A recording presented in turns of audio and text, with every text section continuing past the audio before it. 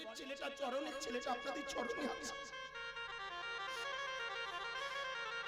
যখনই ডাকবেন আমি প্রাণপণে চেষ্টা করবো আপনাদের চরণে ছুটে আসা।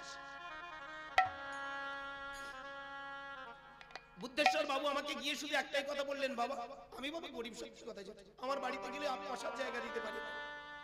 হয়তো আপনারা বলতে পারেন তারে এতদিন গান বাজনা করে তুমি কি করেছো? অনেক করেছি, খেতে পেতাম না সেই ছেলে আজকে রাজপ্রাসাদে বসে দুবেলা দুটো সাকন্য তো পাচ্ছে, এর থেকে আর বড় কি আছে? সব থেকে বড় কথা আপনারা আমাকে যে আসনে বসিয়েছেন এর থেকে আর বড় পাওনা কি আছে? শুধু এইটুকু আপনাদের চরণে আমার একটাই প্রার্থনা থাকবে, যে কটা দিন আমার দেহে প্রাণ আছে আমি যেন আপনাদের চরণ প্রান্তে সে হরি কথা কৃষ্ণ কথা বলতে পারি। নদিয়ার নিমাই ভালো করে ভেবে দেখবেন নবদ্বীপের মাটিতে এসেছিল, যে মাটিতে বসে তার সাধনা ছিল, যে মাটিতে দাঁড়িয়ে তিনি কেঁদেছিলেন। ভালো করে ভাবতেন এই কথাগুলো, একটু খুব ভালো করে ভাবতেন। মহান মানুষটা করে কোনোদিন হুট করে কাঁদে না, কাঁদে বাবা? গীতার দিকে তাকান, কাঁদে কারা? যারা এখানে মায়ায় অন্ধ, কামে অন্ধ, এখানকার তথাকথিত ভোগ লালসায় অন্ধ, তারাই কারেক্ট। জড় জাগতিক বস্তুকে পাওয়ার আশায় আমরা কাঁদি। আমার নদিয়ার নিমাই কি সেই কান্না করেছে? প্রথম প্রশ্ন। 500 বছর আগে নদিয়ার মাটিতে নিমাই জন্মগ্রহণ করে কাঁদছিল। আমরা এই দিকটা কোনোদিন ভাবি না, শুধু তাকে নিয়ে পূজা করি। অপরাধের নামে কাউকে ইনসান নয়, কাউকে থ্রেট নয়, কাউকে ছোট করার মানসিকতা নিয়ে হরিসভায় দাঁড়াই নাই। দুদিন আগে আমাকে একজন প্রশ্ন করেছে, এই আপনাদের এই কুলতলি থেকে, এই গোপালগঞ্জের দিক থেকে, আমি পার্টিকুলার জায়গাটা বলতে পারছি না, মানে ওই দিকটাই থেকে আমাকে একজন প্রশ্ন করছে, গুরুদাস বাবু তোমার গান 2 বছর আগে শুনেছিলাম যে গান, এখন দেখছি অনেক পরিবর্তন, কিন্তু একটু পরিবর্তনের সাথে সাথে তোমার মুখের কিছু পরিবর্তন হয়ে গেছে, তুমি একটু অন্য সিদ্ধান্ত দিচ্ছ। আমি বলি বাবা না বাবা, কাউকে ইনসাল্ট, কাউকে থ্রেট, কাউকে ছোট করার মানসিকতা নিয়ে কোনো কিছু আমি বলি। আমি চাইব আমার সনাতন ধর্ম তথা আজকের আমরা হরিনাম, চৈতন্য মহাপ্রভু 500 বছর আগে যে হরিনামটা দিয়েছিল তার প্রকৃত বুৎপত্তিগত অর্থটা জেনে নেব।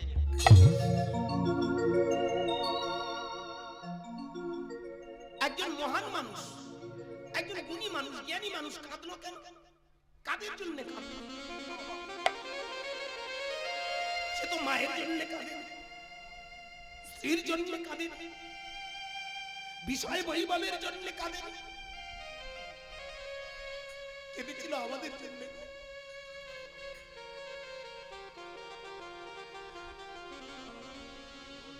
মানুষ কাঁদে অনেক ধরনের, কারুর চোখের জল এই পর্যন্ত সে ঠান্ডা হয়ে যায়, কারুর চোখের জল চোখের এক কোণাতে এসে দাঁড়িয়ে যায়, কিন্তু আমার নদিয়ার নিমাইয়ের কান্নাটা বুক বেঁচে গিয়ে মাটিতে পড়েছে। কেন জানেন? এই মাটির কান্নাটা তিনি শুনেছিলেন, এই ধরিত্রীর বুকের কান্নাটা তার বুকে বেজেছিল। ধরিত্রী কেন কাঁদলো? ধরিত্রী কেন চোখের জল ফেলছে জানতে পারলো, শুনতে পেল। নদিয়ার নিমাই দেখেছিল হানাহানি, মারামারি, কাটাকাটি, বর্ণ বিদ্বেষ, জাতি বিদ্বেষ, বর্ণ বৈষম্য, ভেদাভেদ, চারিদিকে যেভাবে কেউ কাউকে মেনে নিতে পারছে না, একে অপরকে কোল দিতে পারছে না, ভালোবাসা দিয়ে বুকে জড়িয়ে ধরতে পারছে না, মানুষ যেন তার ভিতরের পশুত্বটাকে জাগ্রত করে তুলেছে, হারিয়ে ফেলেছে তার দেবত্ব, হারিয়ে ফেলেছে তার ডিভিনিটি। সেই দেবত্বটা হারিয়ে যখন পশুত্ব তার ভিতরে জেগেছে, আর কোথাও শান্তি নেই। ধরিত্রী মা যেন কেঁদে বলল, তুই আমার সেই সন্তান, কুলা পবিত্রাং জাননি কি তার্থা বসুন্ধরা বসতিস্য ধন্যা সর্বনির্দান বিকৃত যে শাঙ্কুরে বৈষ্ণব নাম দেয়া। যে কুলে, যে বংশে একটা বৈষ্ণব ছেলে জন্মায়। বৈষ্ণব মানে শুধু সেজে পেটে ঘোরা নয়, রাগ করবেন না। গোটা করে মালা ছড়া দিয়ে লাগালাম, আমি বৈষ্ণব হয়ে গেলাম, ভালো করে সাবড়াখানে মাল গুলে নিয়ে আমি তিলক কাটলাম, মঠ মন্দিরে ছোটবেলা মেলা বৈষ্ণবের বৈষ্ণবতা নয়, বিষ্ণুর অংশজাত বৈষ্ণব। বিষ্ণুর কাছে যেমন সবাই সমান, একটা বাবা তার কাছে যেমন একটা ডাক্তার ছেলে ভালো, তার যদি একটা কানা খোড়া ছেলে হয় তার কাছে সমান। কি বাবা, ছেলে ছেলে। আপনি বলুন মায়েরা, আচ্ছা মা বলো মা, আপনার যদি একটা অন্ধ সন্তান হয় আর একটা ভালো উচ্চ শিক্ষিত যদি ছেলে হয়, কাকে বেশি ভালোবাসেন বলুন তো?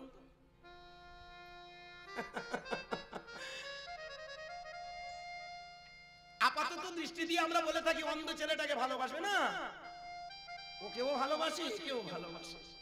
তবে একটু ডিফারেন্স দেখা যায়। ডিফারেন্সটা কেন দেখা যায়? যে অসহায় পড়ে তাকে বেশি শক্তি দেওয়া হয়।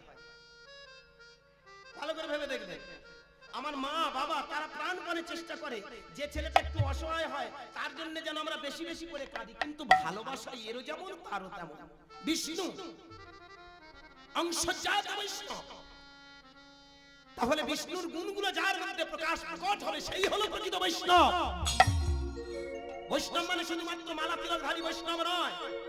আজকের তথাকথিত যে ধর্মগুলো প্রকাশ, আজকের তথাকথিত যে ধর্মগুলো আমরা দেখতে পাই, সেগুলো শুধু মন করা ধর্ম ছাড়া কিছু নয়। তাই যদি হয়ে থাকে বলুন, কেন এক বৈষ্ণব আরেক বৈষ্ণবকে ভালো চোখে দেখে না? কেন এক মঠ আরেক মঠকে ভালো চোখে দেখতে পারে না? কেন এক মন্দির আরেক মন্দিরকে সুস্থভাবে তাদের দিকটা ভালো চোখে দেখছে না? প্রশ্নের মীমাংসা নেই। এই যে বৈষম্য, এটা বৈষ্ণবের বৈষ্ণবতা নয়। তাই তো নদিয়ার নিমাই কেঁদেছে। এই ধরিত্রীর কান্নাগুলো তার বুকের মাঝখানে বারবার ভিড় করল। এই ধরিত্রী মা যাবে তাকে বারবার জানিয়ে দিল, এই প্রকৃতির বুকটা ছারখার হয়ে গেছে। হানাহানি মারামারি কাটাকাটি বর্ণ বিদ্বেষ জাতি বিদ্বেষ বর্ণ বৈষম্য। ওরে একমাত্র তুই পারবি সেই বৈষম্য হানাহানি ভেদাভেদগুলো মোচন করে আবার নতুন করে শক্তি সঞ্চার করে মানুষের ভিতরে ডিভিনিটিটাকে প্রকাশ করে দিতে। প্রেম সে বলুন হরি হরি বল, হরি বল, হরি বল। তখনই নদিয়ার নিমাই কেঁদেছিল। যে কান্নাটা মায়ের জন্য নয়, যে কান্নাটা স্ত্রীর জন্য নয়, বিষয় বৈভবের জন্য নয়, আমাদের মতো অসহায় মানুষগুলো অহংকারী নির্বোধ তথা আমাদের ভিতরে পশুত্বটা জাগরিত হয়ে আমরা সমাজটাকে ধ্বংস যখন করে দিচ্ছিলাম, তখনই প্রকাশ করল আমার নদিয়ার নিমাই। হানাহানি নয়, মারামারি নয়, কাটাকাটি বর্ণ বিদ্বেষ জাতি বিদ্বেষ বর্ণ বৈষম্য ভেদাভেদে নয় গো। এক জাতি এক প্রাণ। এই পৃথিবীতে তোমাদের একটাই মাত্র পরিচয়, তোমরা সবাই মানুষ। তোমাদের ভিতরে তোমরা মানুষগুলো জন্মেছো, কিন্তু তোমাদের ভিতরে পশুত্বগুলো জেগে উঠেছে। তোমার ভিতরে লোভ আসক্তি সঞ্চয় প্রবৃত্তি তথা হিংসা ক্রোধ দেশ বিভাগ বৈষম্য এগুলো আছে বলে তাই কিন্তু তুমি এত আজকের ভুলে গেছো তোমার আসল পরিচয়। নদিয়ার নিমাই সেইখানে দাঁড়িয়ে বললেন, দুটো বাহু তুলে গাও হরি নাম। তাহলে দেখবে আস্তে আস্তে তোমার ভিতরে জেগে উঠবে ভক্তির প্রমাণ। কি বাবা, যেদিন তোমার ভিতরে জাগবে কৃষ্ণ ভক্তি প্রেম, সেদিন আস্তে আস্তে জেগে উঠবে বিশ্ব ভাগবত প্রেম, বিশ্ব মানবিকতা বোধ, বিশ্ব ভাতৃত্ব বোধ, বিশ্ব প্রেম। এই বিশ্ব প্রেম যেদিন জাগ্রত হবে, সেদিন তিল তিল করে দেখতে পাবে every matter is god, everything god. প্রত্যেকটা জীবের মধ্যে ভগবত আছে, জীবের মধ্যে ভগবান আছে, ভগবান বাইরে নয়। আলাদা করে ভগবান ডাকতে হয় না, আলাদা করে ভগবান ভগবান ভগবান ভগবান বলে চিৎকার করতে হয় না। ভগবান প্রত্যেকটা জীবের মধ্যে, everything god, every matter is god, the man is god. এগুলো আমরা কোনোদিন ভেবে দেখিনি। তাই তো নদিয়ার নিমাই আমাদেরকে সেই শিক্ষা দিতে এসেছিল। হ্যাঁ, ধন্য কলিযুগ। এই জন্য আমি প্রথমে পদাবলীটা গেয়েছি, কলিঘট মিরো আহা। প্রথমে গেয়েছি কি, প্রণমঃ কলিযুগ সর্বযুগ সার, হরি নাম কৃষ্ণ নাম, হরি নাম।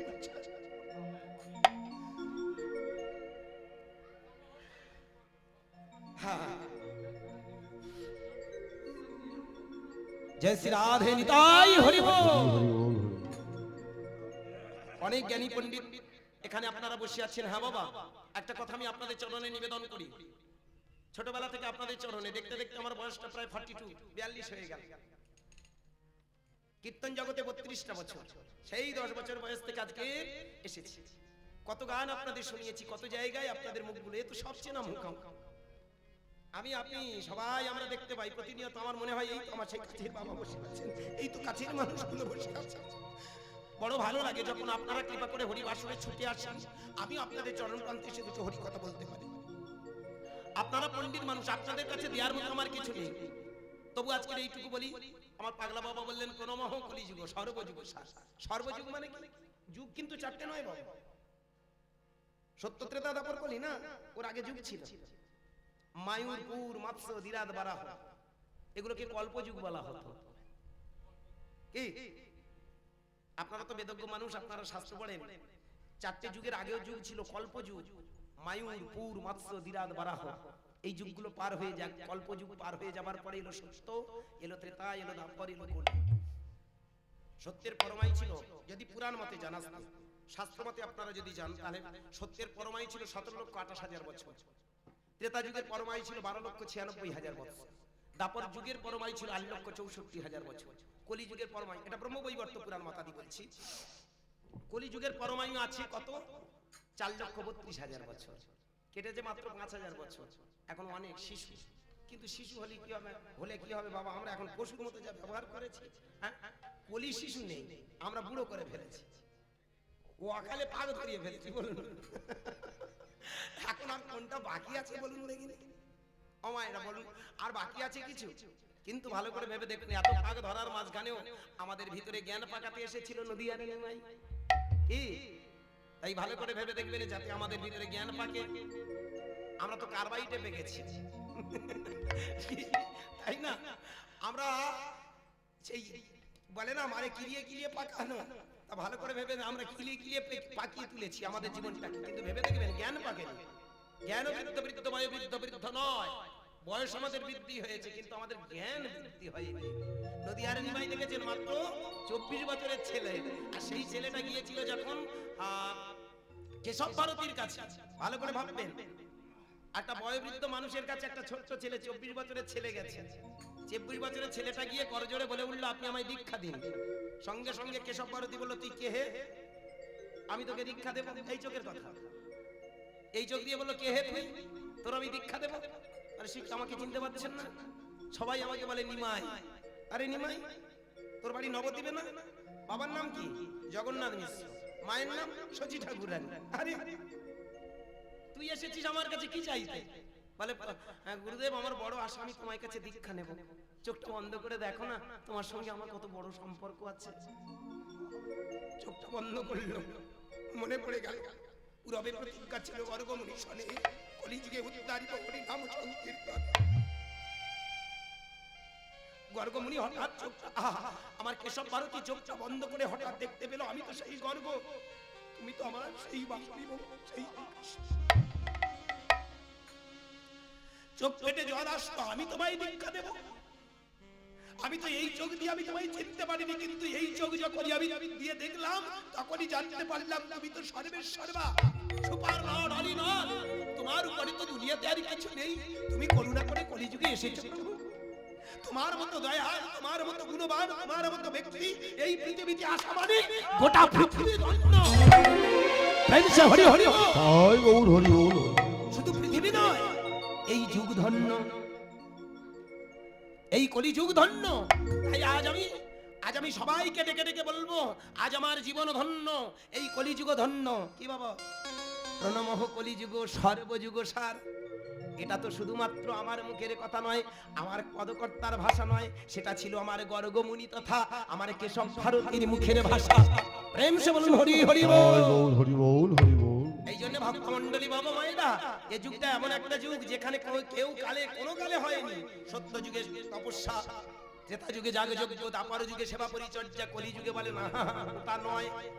কিন্তু আমরা এমন বিয়াদব, রাগ করবেন না মায়েরা, বাবা, আমরা এমনই পামর, আমরা গৌরাঙ্গের আদর্শ মানি না, কিন্তু তিলক কেটে ঘুরে বেড়াই।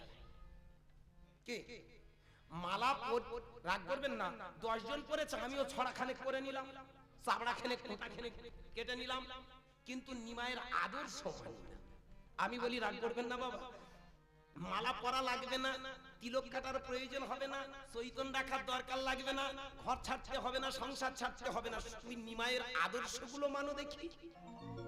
জাগ নাই যোগ্য নাই নাই বলিদান, আর জাগ নাই যোগ্য নাই নাই বলিদান, জাগ নাই যোগ্য নাই নাই বলিদান, আর জাগ নাই যোগ্য নাই নাই বলিদান। আছে শুধু হরে কৃষ্ণ কৃষ্ণ হরে রাম, আছে শুধু হরে কৃষ্ণ কৃষ্ণ হরে রাম। নয়ন জলে বলো সদাই এই মহানাম, আরে নয়ন জলে বলো সবাই এই হরি নাম।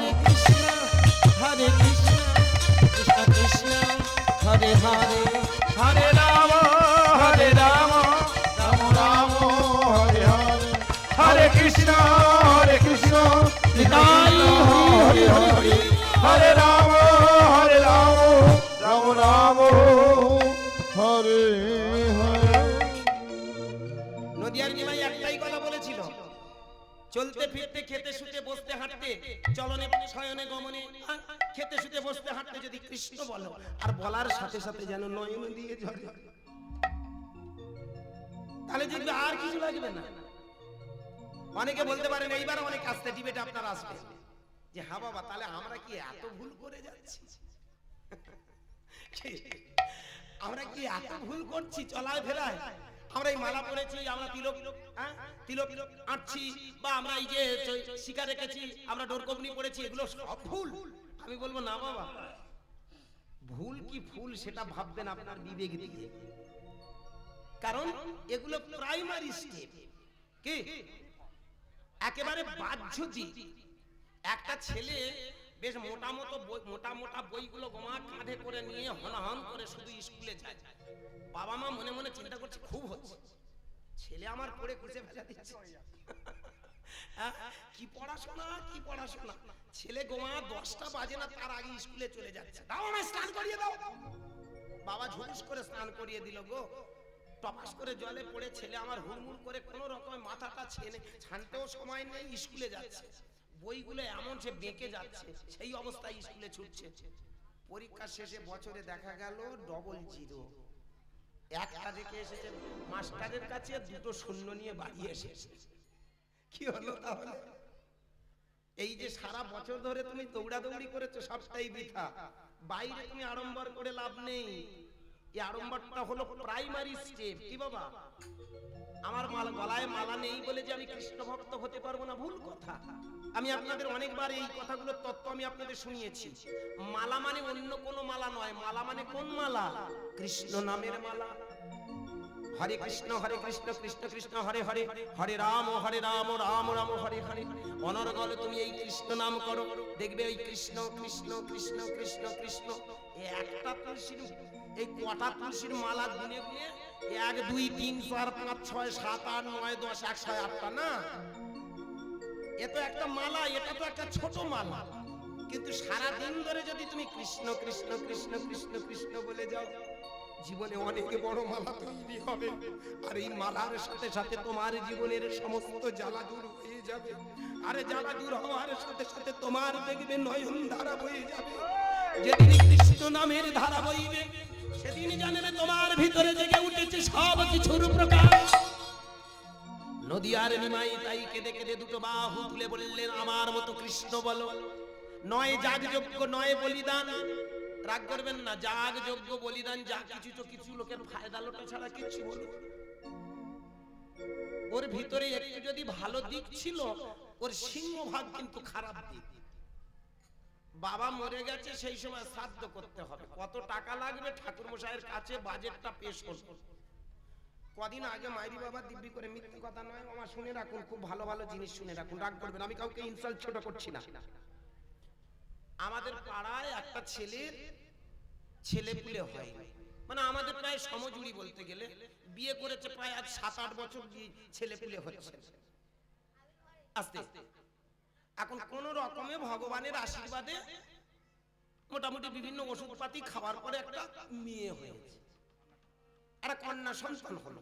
এখন কন্যা সন্তানটা যখন হলো, সেই কন্যা সন্তানের দেখা গেল এই ষষ্ঠী পুজো দিতে হয় না, কি গো মা, দিতে হয় তো, একটা নির্দিষ্ট সময় ষষ্ঠী পুজো দিতে হয়, এটা রিয়াজ হয়ে আসছে আমাদের বংশ পরম্পরা। এখন ষষ্ঠী পুজো করতে গিয়ে গোষ্ঠী শুদ্ধ ষষ্ঠী পুজো হয়ে যাচ্ছে, দেখো কি রকম? ঠাকুর মশাইয়ের কাছে গেছে, ঠাকুর মশাই একটা ফর্দ দিয়েছে। ফর্দটাতে কি যা আছে তা আছে, তার সঙ্গে লিখে দিয়েছে কাঁচকলা কাঁঠালি কলা যা আছে আছে, তার সঙ্গে লিখে দিয়েছে 11টা হাঁসের ডিম। কি হবে? কাঁচা খাবে না সিদ্ধ করে খাবে? কে খাবে? পাড়ার কানাই খাবে না ঠাকুর মশাই খাবে? রাগ করবেন না। যা কিছু ম্যাক্সিমাম দেখবেন আজকের সমাজের বুকে কিছু সংখ্যক স্বার্থন্বেষী চিটিংবাজ মানুষের জন্য সব শেষ। আরো ভালো করে লক্ষ্য করে দেখবেন, এই আমরা যারা কীর্তনিয়ারা, আমরা তো ধর্মযাজক, ওদের লাইনের লোক। মাইরি বাবা, আমাদের গলায় যোগ্য সূত্র নাই বা থাকলো, কিন্তু হরিনামের সূত্র তো আছে। এই সূত্র ধরে ধরে আপনাদের সঙ্গে কি কায়দা করতে হয় সেটা আমরা জেনে ফেলেছি। হরিসভা হোক, হরিসভা হলেই দেখবেন আমরা সঙ্গে সঙ্গে আমাদের চোখ কিন্তু লাফাতে শুরু করে। যত দিন যাচ্ছে তত কিন্তু আমাদের কীর্তনিয়াদের লাভ ছাড়া লোকসানের খাতা আমি দেখতে পাচ্ছি না। আর এই কটা বসে আছে ক্যামেরা নিয়ে, জানি না ওদের মাথায় কি ভিমরতি জেগেছে, ওরা আর ক পয়সা পাবে গো? এই যে ফরকাস্ট হয়েছে, গুরুদাস আর গুরুদাস নেই।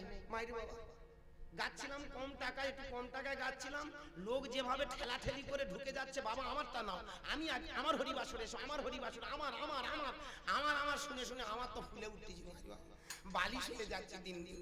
এমন একটা দিন আসবে জানি না ওদের সঙ্গে পাঞ্জা, এরাই আমার তো লাইনটা সর্বনাশ করলো। ছিলাম কি সুন্দর টুকটুক করে অটোতে গান গাইছিলাম, এখন আর অটো চড়ি না মাইর বাবা। ওই দেখুন ও পাশে গিয়ে আপনাদের টাকায় মোটামুটি একটা বেশ 4 চাকা মাল কিনে নিয়েছি। ঝরঝরে 3 চাকাটা ছেড়ে দিয়ে এখন 4 চাকা বসেছি। এরপরে চাকাটা জানি না উপরে উঠবে কি, সেটা পরে আপনারা ভাববেন। আজকে ভেবে দেখুন, এই হরি নাম যে আমরা করছি, নদিয়ার নিমায়ের আদর্শটা সত্যি কি আমরা মানছি? কি আমরা যারা ধর্মযাজক হয়ে যারা হরি নামের পথে এসেছি, একটু ঠান্ডা মাথায় যদি ভেবে দেখি, যত দিন যাচ্ছে মানুষের চাহিদা, আমরা যখন একটু একটু করে বড় আসন পেয়ে যাচ্ছি, আরো চাই আরো চাই আরো চাই, চাই চাই করছে মাথা। আর যত মাথাটার ভিতরে চাই চাই করছে, আমরা মানুষকে শুধু শেখাই লোভ করো না, লোভ ভয়াল ভয়ঙ্কর জিনিস, আশা বেশি থাকা ভালো না। কিন্তু ভালো করে ভেবে দেখবেন, যত দিন যাচ্ছে এই 4 কোটির মাঝখানে আমরা শুধু বক্তৃতা দিয়ে যাই, বড় বড় বাতাড়ির গল্প করে যাই, কিন্তু আমাদের ভিতরে জানোয়ারগুলো ঠেলে উঠছে। প্রত্যেকটা কীর্তনিয়ারা আস্তে আস্তে ভালো করে ভেবে দেখবেন, আমরা যারা একটু চান্স পাচ্ছি, আমরা আস্তে আস্তে জানোয়ার হয়ে যাচ্ছি। বাঘ থাকে বনে, থাকেও সে মনে, রক্তের স্বাদ পেতে চায় ক্ষণে। বাঘটা বনে আছে দেখতে ভালো বলে এই নয়, ও কিন্তু বাঘ ও রক্তের স্বাদ পেতে চায়। আজকের জানি না বাঘ কতটুকু ভয়াল ভয়ঙ্কর, তার থেকে আমরা 40, 50, 60, 70, 80, 90, 1 লাখ 20 আরো বাড়বে। মরার আগের দিন পর্যন্ত আরো দেখে যাবেন আমাদের কীর্তনিয়াদের ঢপ কায়দা। আর রাগ করবেন না, যত দিন যাচ্ছে আমাদের কিন্তু মাগুর বৃহস্পতির দশাটা খুব ফরে। আমার হাতে আংটি মাংটি নেই, কারণ আমি ওইসব বেশি টেশি বিশ্বাস করি না বাবা। আমি বিশ্বাস করি একজন আছেন তৃতীয় ব্যক্তি, হি সুপার লর্ড আর সি সুপার লর্ড। তার ইচ্ছাতে অনেক কিছু হয়, সে মনে করলে খুব জোরে উপরে তুলতে পারে, আবার সে যদি মনে করে রাতারাত্রিরে কেন সেকেন্ডে ধপাস বলুন পারে না। তার অনেক বড় ক্ষমতা আছে। আমার আংটি মাংটি নেই, এখন দেখবেন সব বড় বড় কীর্তনিয়ারা বড় বড় সব আংটি নিচ্ছে, কারণ বৃহস্পতিটা যেন আরো বেশি হয়। গোমেদে একটা ছিল, এখন 4টে করে লাগাচ্ছে, কারণ গোমেদে নাকি ভালো ব্যবসা ভালো হয়। কারণ কীর্তনের মতো বড় ব্যবসা দুনিয়াতে আর খুঁজে পাবেন না। রাজনীতি লোকেদের হারিয়ে দেবার ক্ষমতা রাখে আমার এই কীর্তন। রাজনীতি চাইছে সমাজটাকে আস্তে আস্তে ধ্বংস করে দিতে। ক্ষমা করবেন, ভালো করে ভাববেন, অ্যান্টি সোশ্যাল বলতে পারেন, মেনে নেবেন, অসুবিধা নেই, কথাগুলো ভাববেন। তো আমি সেইটুকু বলবো, রাজনীতি যেমন সমাজটাকে আস্তে আস্তে ধ্বংস করে দিচ্ছে, যারা মাথা হয়েছে তারা তো আর বলতে হবে না কি করে রক্ত শোষণ করতে হয়, দেখেছেন সব চটপট করে ধরা পড়ে যাচ্ছে। আর শুধু ধরা পড়া নয়, এমন একটা দিন আসবে দেখবেন সব বোঝা যাবে ওরা কারা। ঠিক তেমন রাজনীতিবিদ যেমন মাথা উঁচু করে আছে, চারা দিয়ে উঠেছে, আমরাও ওদের ভাইরা। মোটামুটি ওদের সঙ্গে আমরা পাঞ্জা লড়ে যাচ্ছি। কি করে ওদের মতো আমরা ব্যাংক ব্যালেন্স করব? রাতারাত্রিরে বাবা মাটি খাটা লোকগুলো এখন চৈতন্য চাইতান রেখে হরিবাসরে এসে গোটা গোটা গান টান গিয়ে বাবা বিশ্বাস করুন তারা সব এখন সব টাটা সুমো কেন সব দামি দামি সব গাড়ি চড়ে বেড়াচ্ছে। আমি অবাক হয়ে যাই, আমরা সত্যি কি নদিয়ার নিমাইয়ের কথাটা পালন করি বাবা? আমি অবাক হয়ে যাই, আমরা কারা 40-50 আর যারা এই টাকাগুলো দিচ্ছে তাদের বলি গায়ে কাঁটা দেয় না? আপনাদের গায়ে না এত গায়ে টাকা কামড়াচ্ছে কেন জানেন? আপনি একটা ধরুন আপনাদের অনেক টাকা আছে বা হয়তো একটা হরিসভা হচ্ছে, সেখানে হয়তো দেখা গেল কালেকশনটা ভালো হয়, বড় বড় কীর্তনিয়াদের নিয়ে আসছে। এখন বড় কারা ভালো করে ভাববেন, রাগ করবেন না। আমি 32 বছরের কীর্তনিয়া হয়ে ছোট একটু উদাহরণ দিয়ে ক্ষমা করবেন, লীলায় চলে যাবো, লীলায় লিগে অনেক কথা আলোচনা হবে। আমি 32 বছরের কীর্তনিয়া, বড় কারে বলে জানেন? এই যে এতদিনের কীর্তন গাইতে গাইতে আমার একটা হ্যাবিট হয়েছে, মোটামুটি একটা জায়গা তৈরি হয়েছে, কিছু কালেকশনও করে ফেলেছি, শাস্ত্র হোক আর যা কিছু হোক। এবার আমি যখন মানুষের কাছে গিয়ে গাইছি আর এই সোশ্যাল মিডিয়ার মারফতে যখন ফরকাস্ট হচ্ছে, তখন আস্তে আস্তে মানুষ আমাদের স্প্রেড হলো, মানুষ জানতে পারছে ওখানে একটা কীর্তনী আছে, মানুষ চাইছে। আপনারা তাহলে বড় করছেন না? বড় করছে আজকে সোশ্যাল মিডিয়া, বড় করছেন আপনারা আমাদের পিছনে গিয়ে বাবু আপনার মতো লোক আসলে হরিবাসরটা রঞ্জিত হবে, আপনি আসুন। ঠিক এই সুযোগটা ভালো করে পেয়ে লক্ষ্য করে দেখুন, কিছু কিছু চিটিংবাজ মার্কা নাম্বার 1 ধান্দাবাজরা তারা চাইছে যে আমাদের রেটটা যত বাড়াবো আমাদের তত বেশি দাম বাড়বে। আসলে দাঁড়িয়ে যদি বলে এই শুয়োরের বাচ্চা, সঙ্গে সঙ্গে বলবে ওই রসগোল্লা আসছে, কারণ বড় কীর্তনিয়া শুয়োরের বাচ্চা বলেছে। কি আসলে দাঁড়িয়ে যদি সাধারণ মানুষকে বলে এই জানো, বলবে ওই তো রসগোল্লা না লেডি কি নিয়ে আসছে। আমি এটা বড় কষ্ট পাই জানেন। আজকের হরিবাসরে দাঁড়িয়ে আমরা জানা তাই বলে যাচ্ছি, শাস্ত্র কোনটা জানেন না বলুন তো, বলুন। একটা কীর্তনিয়া জানে। আমি আমার এই 32 বছরের অভিজ্ঞতা, আমার শ্রদ্ধেয় গোপাল বাবুর কাছে গিয়ে তার চরণে কোটি প্রণাম, উনি তো দেহে রেখেছেন, আমি এটুকু দেখেছি। আমরা কীর্তনিয়ারা জানা অর্জন করতে পেরেছি, তার থেকে বেশিরভাগ আপনারা জানেন। আজকে তো অনেক কীর্তনিয়ারা প্রমাণ করে দিচ্ছে, আমার সামনে বসে ডিবেটে আসুন। আমি সেই সব কীর্তনিয়াদের বলি, বন্ধুরা এই সব সিটিংবাজি ব্যবসা বেশি দিন লাস্টিং করবে না। তুমি গোটা কথা শাস্ত্র জেনেছো মশাই, তুমি অনেক জেনেছো ভালো কথা, কিন্তু তুমি কি জানো? তুমি যেটা জানো হয়তো ওই লোক সেটা জানে না, আবার ওই লোক যেটা জানে তুমি জানো না। আমি রামের বাপের নাম জানি, তুমি হয়তো রামের দাদুর নাম জানো, কি ওই পর্যন্ত আমার জানা হয়তো শেষ। রামের বাবার নাম আমি জানি দশরথ, তুমি তার বাবার নাম জেনে বসে আছো, তাই বলে এই নয় তুমি অনেক বেশি পণ্ডিত। ইনিও কম জানে তা নয়। আমার যদি 1 লাখ টাকা মাইনা হয়, এ লোকটার মাইনা কি বাড়বে না? আমি সেইখানে দাঁড়িয়ে বলবো আজকের অপরাধ নেবেন না, আপনাদের আমরা মূল্যহীন করে আমাদের মতো জানোয়ারগুলো ঠেলে উঠছে, এটা ধর্ম নয়। নদিয়ার নিমাই চেয়েছিল যারা ধর্মের নামে ব্যবসা করে আগে তাদের বিনাশ হোক। কি তৎকালীন দিনে যারা ন্যায়রত্ন, বিদ্যারত্ন, তর্করত্ন, যারা তা বড় ব্রাহ্মণ ছিল, তাদের উপরে প্রতিবাদ করেছিল এই ব্রাহ্মণের ছেলে। তিনি প্রমাণ করে দিয়েছিল তুমি ব্রাহ্মণ না, ব্রাহ্মণ তো আমরা সবাই। তুমি বৈষ্ণব না, আমরা বৈষ্ণব সবাই। কি বাবা, এখানে আজকে আমরা বাবা মায়েরা আপনারা অনেক এসে বসেছেন, বলুন না ব্রাহ্মণ কি আলাদা, বৈষ্ণব কি আলাদা? এই তো মানুষই ব্রাহ্মণ বৈষ্ণব, তাহলে মানুষের সৃষ্টি কোথায়? খুব যদি ঠান্ডা মাথায় ভেবে দেখি, বিষ্ণুর নাভি কমল থেকে ব্রহ্মার জন্ম, ব্রহ্মা থেকে মুনিগণের জন্ম, মুনিগণ থেকে আমাদের জন্ম। কি ভালো করে ভাববেন, বিষ্ণু থেকে ব্রহ্মা, ব্রহ্মা থেকে মুনিগণ, মুনিগণ থেকে আমরা। আবার যদি আপনি সৃষ্টি তত্ত্ব মাহাত্ম্যে যান, আদি নিরঞ্জন ব্রহ্ম, ব্রহ্ম থেকে 3টে দেবতার জন্ম, ব্রহ্মা, বিষ্ণু আর মহেশ্বর। তাহলে ব্রহ্মা থেকে জন্ম হয়েছে ঋষিগণের, ঋষিগণ থেকে আমাদের। তাহলে খুব ভালো করে আপনি যে অ্যাঙ্গেলে জানেন না কেন, যিনি বিষ্ণু তিনি ব্রহ্ম। কে কথাটা খুব ভালো করে ভাববেন। আমি দুটো অ্যাঙ্গেলে বললাম, দুটো শাস্ত্রের সিদ্ধান্ত দিলাম। ব্রহ্ম থেকে 3টে ছেলের জন্ম, আদি নিরঞ্জনের ছেলে হলো 3টে, ব্রহ্মা, বিষ্ণু আর মহেশ্বর, তাই না? এটা আপনার সৃষ্টিতত্ত্ব মাহাত্ম্য সৃষ্টি পুরাণে বলছে। তাহলে তিনটে ছেলে ব্রহ্মা বিষ্ণু আর মহেশ্বর। তাহলে ব্রহ্মা থেকে ব্রহ্মা বিষ্ণু মহেশ্বর। ব্রহ্মা থেকে জন্ম হলো মুনি ঋষি, মুনি ঋষি থেকে আমরা। এক একটা গোত্র আছে, আছে বাবা, সবার একটা করে গোত্র আছে। তাহলে আমরা যদি সেই গোত্রের মানুষ হই, আমরা তো সবাই তো ব্রহ্মার সন্তান গো। আমরা তো সবাই সেই ব্রহ্মের সন্তান, সবাই তো ভগবানের বাচ্চা ভগবান। তবে এত বিভেদ কেন? একটাই কারণে বিভেদ হয়েছে জানেন? বিভেদটা আমি আপনি ঠিক আছে, কিন্তু বিভেদ সৃষ্টি করেছে কারা জানেন? যারা একটু ধান্দাবাজ, চিটিং। এখানে একটা ছোট্ট গল্প বলি, মন দিয়ে শুনবেন। গল্পটা নয়, তত্ত্ব। একটা বাবার দুটো ছেলে ছিল। একদিন একটু হাবা গোবা মতো জানো, তাকে যদি বলা হতো তুই যাতো একটু হাল চষে আসতো, এই একটু হাঁটে যেত, এই গোটা কত ঘাস কেটে আনতো, এই একটু গরু চড়িয়ে আনতো, মানে এরকম হাবা গোবা অনেক সংসারে আছে না? আচ্ছা। আর ওর যে আরেকটা দাদা ছিল, সেই দাদাটা খুব চতুর। খুব মন দিয়ে শুনবেন, একই মায়ের পেটে সৃষ্টির কি রহস্য। এটাও তো সৃষ্টির একটা বড় চিন্তা ভাবনা। ও হাবা গোবা বলে ওকে তুমি কতটুকু ভালোবাসো সেটা তোমার দেয়। হ্যাঁ, পাঠিয়েছি, তোমার ভিতরে দিয়েছি, দেখবো তুমি কেমন, ওকে কেমন করে কোল দাও না দাও। এই জন্য দেখবেন ভালো করে, যারা যত চতুর ফতুরগিরি করতে গিয়ে তারা আজকে সমাজে সব থেকে জঘন্যতম জায়গায় চলে গেছে। যাইনি? ভালো করে ভেবে দেখবেন, আজকে যে যত চতুরগিরি করেছে, যে যত ধান্দাবাজি করেছে, তারা তত ধ্বংস হয়ে গেছে।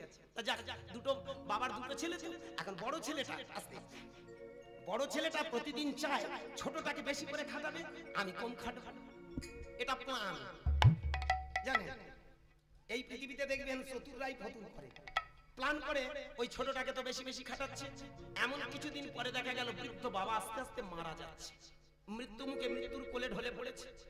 যখন কোলে ঢলে পড়েছে, হঠাৎ ওই বৃদ্ধ বাবার কাছে বড় ছেলে আর ছোট ছেলে গিয়ে বলছে, বাবা তুমি তো চলে যাচ্ছ, আমাদের উপায় কি?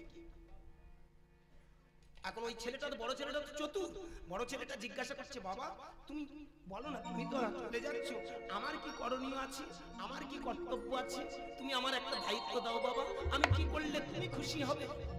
আহা, কারণ আমি তো একটু বুঝি, আমি একটু বেশি বুঝি, কি করলে ভালো থাকবে তুমি বলো? বাবা মরার আগে একটাই কথা বললো, আমি মরে শান্তি পাবো যেদিন তোরা দুই ভাই মিলেমিশে চলবি। আমি মরে সেদিন শান্তি পাবো যেদিন তোরা দুই ভাই সমান ভাবে বাঁচবি। মরার আগে তোর কাছে এইটুকু ভিক্ষারে বড় খোকা, আমি এইটুকু তোর কাছে চাই, তুই আমার ওই ছোট ছেলেটাকে যেন খারাপ দিকে ঠেলে দিস না, খারাপ চোখে দেখিস না, ওকে তুই সমান সমান ভাগ দিয়ে দিস। আমার যতটুকু প্রপার্টি আছে, আমার যতটুকু যা সম্পত্তি আছে, যেন সমান সমান ভাগ করে দিস, আমি মনে শান্তি পাবো। বলতে এই কথাটা বলেই আস্তে আস্তে বাবা, আমায়রা মন দিয়ে শুনবেন কথাটা কোন দিকে যাচ্ছে। এখন বাবার কাছে তাহলে ছেলেটা, বড় ছেলেটা প্রতিজ্ঞা করে বসলো, বাবা আমি কথা দিলাম, তোমার যা প্রপার্টি আছে, তোমার যা সম্পত্তি আছে, তোমার যা যেখানে আছে স্থাবর অস্থাবর যা আছে, সবটাই আমি 50-50 করে ওকে দিয়ে দেবো, ওকে কোনোদিন আমি ঠকাবো না। বাবা মা পার হয়ে গেল, মারা গেল। হরি বল, মন দিয়ে শুনবেন, যেই মারা গেল, এবার বড় ছেলেটা যতই হোক না কেন, চক্রান্ত চিরকাল চক্রান্ত থাকে, এটা তার স্বভাব। কৃষ্ণ এসে বারবার দুর্যোধনের বলেছিল, বন্ধু গো একবার তুমি বুঝে দেখো মনুষ্য জীবন কতক্ষণের জন্য, এটা চলছে কার্তিক মাস, তাই মহাভারত সম্বন্ধে আপনাদের আর বলতে হয় না, কতবার না পাখির মতো বুঝিয়েছে, তাই না বাবা? কদিন বাঁচবি রে? বিহাইয়ের কাছে, বিহাই তো লক্ষণা সূত্রে বিহাই, নিজের বিহাই, তাই বিহাই আছে, বিহাইকে বারবার বুঝিয়েছে, বিহাই তুমি একটু বুঝে চলো, তাহলে অভাব হবে না, কষ্ট হবে না। এই পৃথিবীতে আমরা যারা এসেছি সবাই তো সমান, এসো না সবাই মিলেমিশে চলি, কিন্তু যার যেটা স্বভাব তার কি যায়? হাতে ধরে গলায় কাপড় দিয়ে উন্নয় বিনয় করে বলেছিল, বন্ধু তুমি একটু বোঝো, কিন্তু সেইখানে দাঁড়িয়ে চোখ দুটো আমরা নাটি করে একটা ভয়াল ভয়ঙ্কর কথা বলেছিল, সুচক্রেণ সুতিগ্নেন বিদ্ধতে যাচনে তিনি তদারধনৈব তদামি বিনাচুত্তেন কেশব। মানুষের অহংকারে মানুষকে শেষ করে, উপর থেকে কোনো ভগবান এসে মানুষকে ধ্বংস করে না। নিজের কর্মফলে নিজের কর্মদোষেই মানুষ ধ্বংস হয়ে যায়, নিজের কর্মদোষে মানুষ মহান হয়ে যায়। কি বাবা, কি মায়েরা, তাই ভালো করে ভেবে দেখুন। আসতে সেদিন যখন কোনো কথা শোনেনি, তাই তো কৃষ্ণচন্দ্র বলেছিল তাহলে দেখো কেমন কর্মফল। এটা তো রামায়ণ, মহাভারতের পাতা অলঙ্কৃত করে আছে, আমাদের ঘরে ঘরে দেখুন সেই কথাটা প্রকাশ হয়ে আছে, অথচ জেনে শুনে আমরা তবুও ছাড়ি না। বড় ছেলেটার মাথায় সেই ভীমরতিটা জেগে উঠলো। কি কিরকম আসতে, কিরকম ভীমরতি জাগলো? ভাই বাবা বলে গিয়েছিল সমান সমান ভাগ, তাই আর দেরি না করে ছোট ভাইকে কাছে ডেকে বললেন, শোন, তুই ছাড়া আর আমার কে আছে, ওরে আমার ভাই,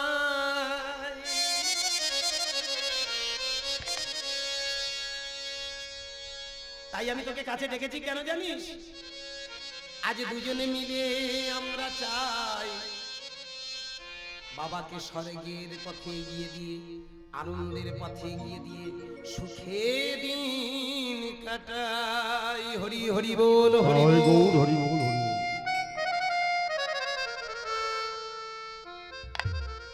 এখন হাওয়া গোমা ছেলে তো তো বোঝে না, দাদা তুই কি জন্য আমায় ডেকেছিস বল।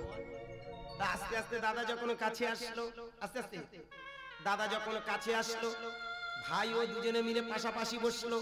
এইবার ধীরে ধীরে বললো, জানিস বাবা মরার সময় বলে গিয়েছিল 50-50, আমি একটু ভাগ করে দিই তো। আমাদের তো ছোট্ট মাত্র একটা কুড়ে ঘর, তাই এক কাজ কর, কুড়ে ঘরের ভেতরটা আমি থাকবো, দাওয়াটা তো। কথাটা ভালো করে ভাবো, কুড়ে ঘরের ভেতরটা আমি থাকবো আর তুই, মানে যত কষ্ট পাস তুই পা। বাবা বলেছে তো 50-50 করে দিচ্ছি। ঘরের দাবাটা দিয়ে দিলেন, কি বুঝতে পারলেন? যখন দাবাটা তার ছোট ভাইয়ের দিল, এইবার ধীরে ধীরে বলে, দেখ আমাদের একটা মাত্র গরু, গরুটা দুধ দেয়, তুই এক কাজ কর, আজ থেকে মুখের দিকটা তোর, পিছনটা মানে সামনের দিকটা তোর, সামনের দিকটা, সামনের দিকটা তোর আর পিছনের দিকটা আমার, মানে তুই খাওয়াবি আর আমি দুধ খাবো। প্রেম সে হরি হরি। জয় গৌর হরি বল, হরি বল।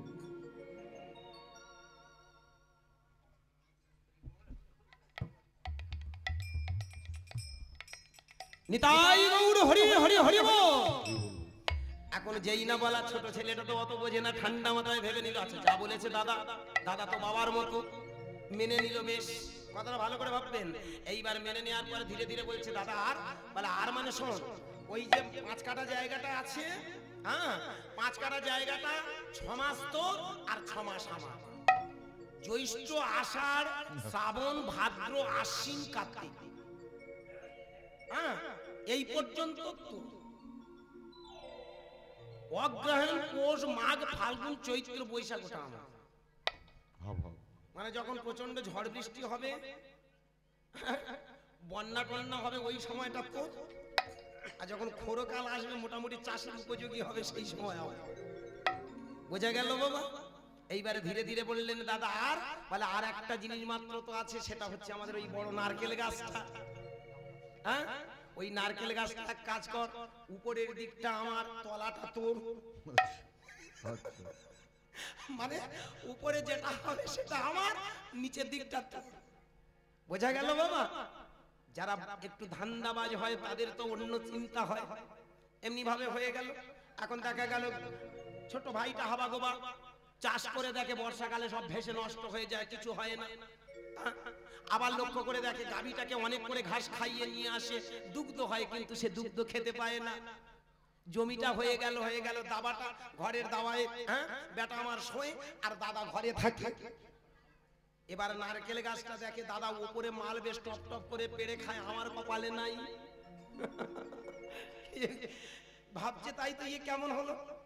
তবু তো দাদা, ভালো করে ভাবুন, তবু তো দাদা যা কথা বলে বাবার মতো মেনে চলবো, বাবার মতো আমি শ্রদ্ধা ভক্তি করব। ভালো করে ভাববেন, এটা কিন্তু গল্প নয়, গল্পের ভিতরে অল্প অল্প করে আমাদের সিদ্ধান্ত। এই যে লক্ষ্য করে দেখুন, বাবার মতো মানছে, আর মানতে মানতে মানতে মানতে ও কিন্তু হানছে, তাই না? ভালো করে লক্ষ্য করে দেখুন, একটা পাশে বৃদ্ধ মানুষ ছিল, সে ধীরে ধীরে চিন্তা করলো এ শালা তো বড় ধান্দাবাজ, হ্যাঁ, যেন তেন প্রকারে ওই ছেলেটাকে কবল থেকে মুক্তি করে দিতে হবে। একদিন বলে, সত্যি করে বলতো বাবা, তুই একটু হাবা গোবার ছেলে, হ্যাঁ, তোর বাবাকে আমি খুব ভালোবাসতাম, বলতো কি হয়েছে? বলে কি আর হবে, এই তো আমার বাবা মারা যাওয়ার পরে আমার দাদা বাবার মতো যা বলে তাই করি। এক এক করে সব যখন বললো, বৃদ্ধ লোকটা চিন্তা করলো, শালা এ তো বড় ঝানুমার কামাল, হ্যাঁ, আবির মাথাটা ওকে দিয়েছে, পিছনের ভাগটা নিয়েছে, জমিটা যে সময় চাষ হয় না ওকে দিয়েছে, হ্যাঁ, ঘরের দাওয়াটা ওকে দিয়েছে, ঘরের ভিতরটাও নিয়েছে, আবার নারকেল গাছের না, তুই এক কাজ করবি বাবা, কি তুই এক কাজ কর, তোকে একটা ভালো করে বুদ্ধি বলে দিই, যেদিন তোর দাদা গাছের উপরে ঠেলে উঠবে সেদিন তুই আমার এই ধারালো কুঠারটা নিয়ে সুন্দর করে গোড়াটা কেটে দিবি, শালা করুক আর করুক। কি বাবা? তাই একদিন যখন দাদা গাছে উঠলো, সঙ্গে সঙ্গে নিচে দাঁড়িয়ে দাঁড়িয়ে ওই ছোট ছেলেটা ঠোকা শুরু করলো।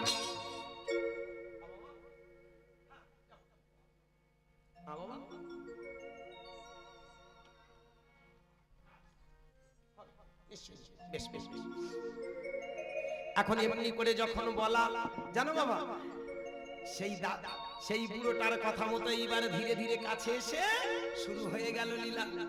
জানো বাবা, আমায়রা সেদিন যখন ছেলেটা বড় ছেলেটা গাছে উঠেছে, ছোট ছেলেটা সেই বুড়োর কাছে গেছে, বুড়ো বলে এইবার সেই বুদ্ধিটা বলেছি কাজে লাগা। সবে যেই ওঠা আর এর সঙ্গে সঙ্গে ব্যাস উপর থেকে চিৎকার, বাঁচা!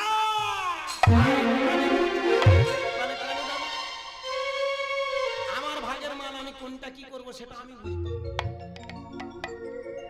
ভালো করে ভেবে দেখুন, এতক্ষণ আপনারা ভাই ভাইয়ের গল্প শুনলাম, বৃদ্ধটা আর কেউ নয়, সে বলে আমার নদিয়ারে নিমাই। কি আর এখানে ভালো করে ভেবে দেখবে, একদিকে কিছু অসাধু আর কিছু আছে সাধু। সাধু কারা? তাহলে যারা সৎ, যারা নিষ্ঠাবান, তাদের মাথায় কাঁঠাল রাখলো, ওই মানুষগুলো তারা আস্তে আস্তে ভাঙা শুরু করলো। অসাধু বলতে কাদের বোঝা গেল বুঝতে পারছেন? মাছ মাংস খেলাম সেটা অসাধু নয়, সমাজটাকে যারা ধ্বংস করে, কুপ্রবৃত্তি যাদের ভিতরে খাড়া হয়ে আছে, তারাই অসাধু। সাধু কারা? আস্তে আস্তে যারা সত্য ন্যায় নীতির পথে চলে, যারা সমাজটাকে ভালোবাসে, এই সংসার রাষ্ট্র পৃথিবীটাকে ভালোবাসে, তারাই তো সাধু। কি আপনি একজন মাস্টার মশাই, আপনি যদি সমাজটাকে ভালোবাসেন, আপনি কিন্তু একজন সাধু। আপনি একজন ডাক্তার, আপনি আপনার কর্ম ক্ষমতা দিয়ে, আপনার শিক্ষা দিয়ে সমাজটাকে সুন্দর করে মূল্যায়ন করে যদি করেন, সেটাই হবে প্রকৃত সাধুতা। শুধু মঠ মন্দিরে বসে বসে মাল টিপে টিপে অনেক বড় সাধু হয়ে না, মোটেই না। যারা জ্ঞানী হয়, যারা সমাজটাকে রক্ষা করে, যারা সংসারকে ভালোবাসে, দেশ রাষ্ট্রকে ভালোবাসে, তাদের প্রতি শ্রদ্ধা করাই হলো আমাদের সাধু সেবা। করোনার সময় দেখেছেন মঠ মন্দিরে কেউ ছিল না, সব মালগুলো গিয়ে ঠাকুর ঘরের পিছনে, আর আমরা কীর্তনিয়ারা এই এখন বড় বড় বুলিয়া ওড়াচ্ছি। ঠিক আছে,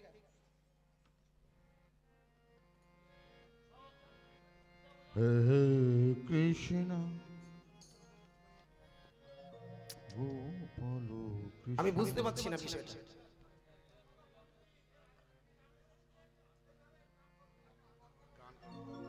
বাবা সব রকম থাকে, আস্তে আস্তে। কি আপনারা কি ধরন শুনতে চাইছেন বলুন? আধ্যাত্মিক শুনতে চাইছেন নাকি লীলা শুনতে চাইছেন? এটা গল্প, এই দেখুন আস্তে আস্তে শুনুন, বসুন, আমি বসুন, আমি বলছি। আমি চাইছি গল্পের ভিতর দিয়ে অল্প অল্প করে বিষয়গুলো শুনুন, জানা। হয়তো এগুলো আপনাদের জানা, তবু জানার ভিতর দিয়েই তো সবকিছু, কোনটা জানা নেই বাবা। আস্তে আস্তে যাই হোক, একটু ধৈর্য ধরে বসুন, অনেক কিছু আছে, চেষ্টা করবো প্রাণপণে আপনাদের কিছু দিয়ে যাওয়া। জয় শ্রী রাধে। তাহলে কি দাঁড়ালো? হ্যাঁ, আধ্যাত্মিক, ঠিক আছে। কোনটা আধ্যাত্ম, কোনটা কি? আপনারা অনেকে মনে মনে চিন্তা করছেন এই সব কথাগুলো কি আসছে, কোনটা যে আমাদের কীর্তন, কোন কীর্তন দিয়ে সমাজটাকে যে সুস্থ রাখা যায়, সে কীর্তন আমরা শিখিনি, আর শিখিনি বলে তাই আমরা শুধু গল্পই শুনতে ভালোবাসি। যাক যাক, ক্ষমা করবেন, আজকে লক্ষ্য করে দেখুন, আস্তে আমি বলছি কথাগুলো শেষ পর্যন্ত শুনুন। আমি পার্টিকুলার 3 ঘন্টা কীর্তনিয়া নই, আবার বলে যাচ্ছি, আমি ব্যবসায়ী মানসিকতা নিয়ে কীর্তন করতে আসি। আমি প্রাণপণে চেষ্টা করবো, দরকার হলে আধ ঘন্টা বেশি গাইবো, কোনো অসুবিধা নেই। ধৈর্য ধরে বসুন, অনেক কিছু আছে। জয় রাধে। আস্তে এমন কিছু জিনিস আছে বলার মাঝখানে কথা বললে কি হয় জানেন, অনেক কিছু চ্যুত হয়ে যায়। আমি কিন্তু আধ্যাত্ম চেতনা ছাড়া আর অন্য কোনো সাইডে যাচ্ছি না, ভালো করে ভাববেন। জয় শ্রী রাধে। কথা বললে ডিস্টার্ব হয়ে যাবে, মাইন্ড ডিসমাইন্ড হয়ে যাবে। এগিয়ে যাই, বিষয়টা ভালো করে ভাববেন। জয় শ্রী রাধে। মন দিয়ে শুনবেন, বিচার বিবেচনা কাল সকালবেলা। আজকের মজাটা তাহলে কোথায় গেল? নদিয়ার চাঁদ নিমাই এসে দেখিয়ে দিল আমরা কারা। ভালো করে ভাবুন, নদিয়ার নিমাই যেমন, ভালো করে ভেবে দেখুন, তৎকালীন দিনে যারা স্বার্থান্বেষী চিটিংবাজ মানুষ, তাদের উপরে কলম চালানেন আমার নদিয়ার নিমাই। ব্রাহ্মণ্যবাদ সমাজে যারা কুসংস্কারে আচ্ছন্ন করে রেখেছে, তাদের উপরে দাঁড়িয়ে নদিয়ার নিমাই বললেন, এই হানাহানি মারামারি কাটাকাটি বর্ণ বিদ্বেষ দূর করো, এই জাতাজাত দূর করে দাও। তুমি হিন্দু, তুমি মুসলমান, তুমি খ্রিস্টান, তুমি জৈন না, আমরা এক জাতি, এক প্রাণ, একটাই মাত্র আমাদের পরিচয়, আমরা সবাই মানুষ, আমরা সবাই মানুষ, সবাই সমান। আমা আজকের এখানে এসে যদি আমরা হানাহানি মারামারি করি, সেটা তো ধর্মের কথা নয়। তাই নদিয়ার নিমাই বললেন, তোমাদের ভিতরে সেই বস্তুটা আমি জাগ্রত করতে এসেছি। যেমন ওই ছোট ভাইটার ভিতরে একটা চেতনা জাগাতে চাইল কে? ওই বৃদ্ধ মানুষটা। ওরে কেমন করে স্বার্থ গুছিয়ে নিয়ে তোর ভাইটা এগিয়ে যাচ্ছে রে, আয় এই কর্ম কর। নদিয়ার নিমাই আমাদের সেই কর্মের দিকে ঠেলে দিল। ওই ছোট ভাইটার হাতে যেমন কুড়ুল তুলে দিল, তেমন নদিয়ার নিমাই আমাদের জ্ঞানের কুড়ুল হাতে দিল। কি নদিয়ার নিমাই আমাদের হাতে জ্ঞানের কুড়ুল তুলে দিয়েছে। তোমার ভিতরে জ্ঞান চৈতন্য জাগ্রত করো। আর সেটা কিভাবে ঘটবে? সেটা ঘটবে অনর্গলে যদি কৃষ্ণ নাম গাও। আহা, তার জন্য মঠ মন্দিরে ছুটতে হবে, তার জন্য বাবা মাকে ছাড়তে হবে, তার জন্য আলাদা কোনো ব্যবস্থা নয়। খেতে শুতে বসতে হাঁটতে চলতে গাও এই মধুর কৃষ্ণ নাম। আজকের তো রাগ করবেন না, আজকে সমাজের বুকে একটা দলবাজি হয়ে গেল। সমাজের বুকে আজকে লক্ষ্য করে যদি দেখি আমরা, সেখানে সাধুর নামে কিছু মানুষ তারা একটা আলাদা সম্প্রদায় তৈরি করেছে, আলাদা জাত বানিয়েছে। না, নদিয়ার নিমাই জাত বানাতে আসেননি। নদিয়ার নিমাই এসেছে সমস্ত জাত পাত এক করে মানুষের ভিতরে পূর্ণত্বের প্রকাশ ঘটাতে। কি বাবা, নদিয়ার নিমাই চেয়েছিল তোমাদের ভিতরে জেগে উঠবে পূর্ণত্বের প্রকাশ। কেমন ভাবে? যদি অনর্গল হরি নাম করতে করতে কোনো কালে ভেসে যায়। আপনি অনেক শাস্ত্র জানেন, আপনি অনেক পণ্ডিত, আপনি মঠ মন্দিরে যান, আপনি অনেক আচরণ করেন, কিন্তু যদি ভক্তি না থাকে, ভক্তি যদি না থাকে, যেমন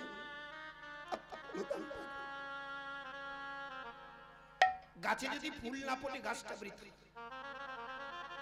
একটা মায়ের যদি সন্তান না আসে, যেমন তার মাতৃত্বের কোনো দাম থাকে না। ভক্তের হৃদয়ে যদি কৃষ্ণ প্রেম না